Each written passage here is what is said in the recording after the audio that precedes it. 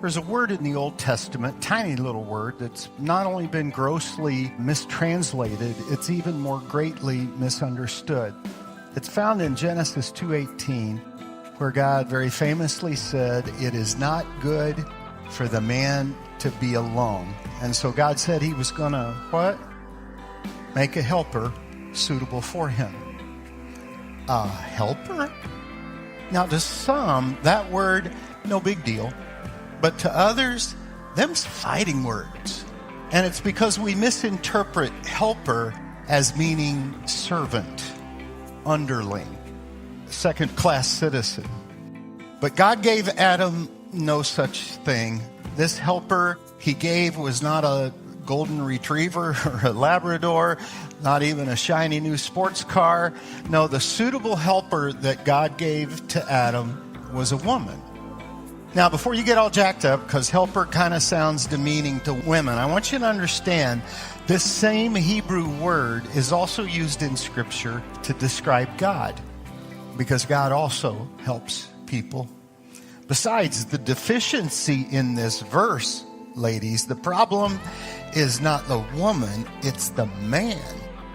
It's not like God stepped back from his creation, stroked his beard, and said, "By golly, I just outdid myself. Gabriel, check out this male I just made. He is complete on every level." No, when God got done making Adam, what he actually said was, "This ain't happening. If I leave this man person all on his own to follow his own male-driven devices, train wreck. So I got to help him."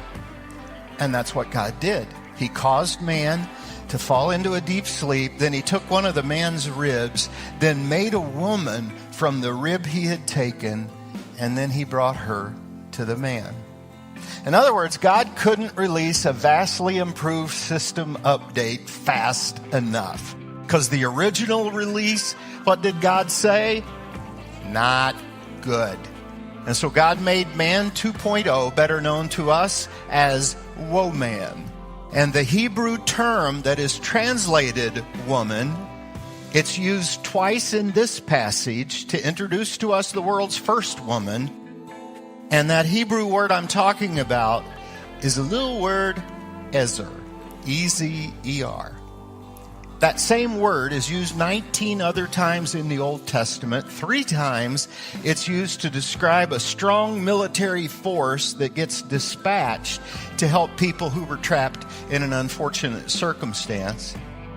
They were sent in to provide powerful help. And then the other 16 times, that word refers to God and positions God as our ultimate helper. The point I'm trying to make is this. In every biblical mention of the word ezer, the help that is being described is a vital, downright powerful kind of help. It is never used to suggest an inferior role or that women are appendages of man. All she can do is make sandwiches. No, ezer, on the one hand, it can mean completer, because Eve did. She completed Adam.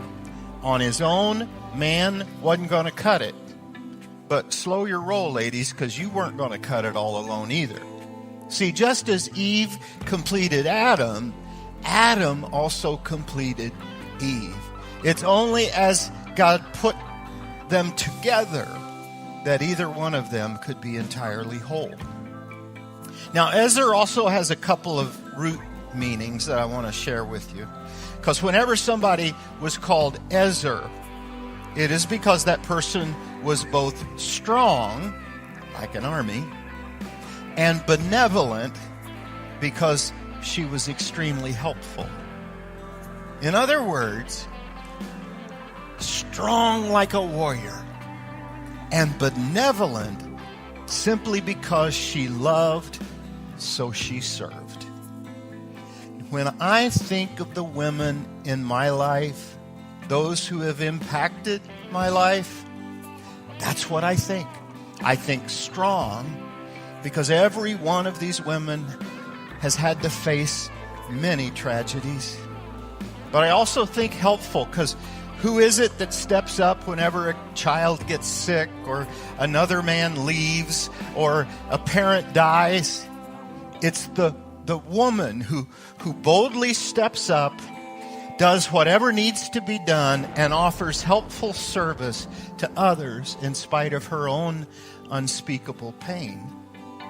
Glennon Doyle knows something about standing strong in pain. I want you to listen to her powerful tribute to women.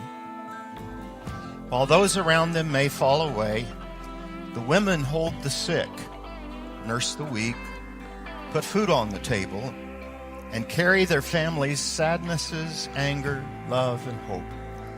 They keep showing up for their lives and their people with the odds stacked against them and the weight of the world on their shoulders. They never stop singing songs of love, truth, and redemption in the face of hopelessness. Listen to this.